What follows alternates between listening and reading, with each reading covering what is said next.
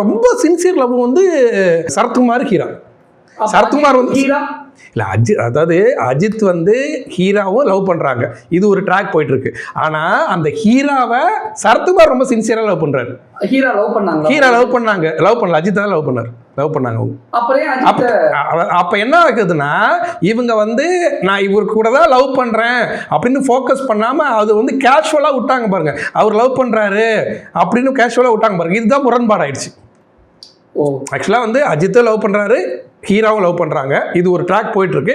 இதில் வந்து ஹீராவை லவ் பண்ணிக்கோ, ஹீராவை தான் கல்யாணம் பண்ணிக்கோன்னு பிடிவாதமாக இருக்காரு. ரெண்டாம் தரமாக கல்யாணம் பண்ணிக்கிறதுக்கு சரத்குமார்.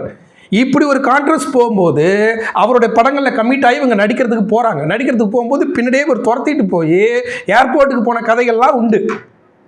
இது ஏன் போகணுன்ற கதைகள்லாம் உண்டு. இவர் கல்யாணம் பண்ணிக்கலான்னு அந்தளவுக்கு சின்சியராக இருக்கக்கூடிய காலகட்டத்தில் இவங்க மதிக்காமல் அவர் கூட படங்கள்லாம் நடிக்க போனோடனே அதில் ஃபஸ்ட்டு மனம் முடிஞ்சிட்டார்.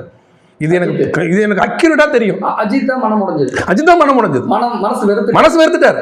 ஏன்னா வந்து இது எனக்கு அக்யூரேட்டா தெரியும். சரத்குமார் மீதா காதல் ஹீரா மீது அஜித் வந்து சரத்குமார் மேல கோவம் இல்லை, காதல் ஹீரா மேல அவங்களுக்கு கோவம். அதனால வந்து அதுக்கப்புறம் இவர் வளர்ந்து வரும்போது அவங்கள மதிக்கல.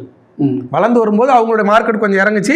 அதுக்கப்புறம் லவ் என்னாச்சுன்னு அவங்க கேட்டாங்க. அதுக்கு வந்து இவர் வந்து ரெஸ்பான்ஸ்லாம் பதில் சொல்ல.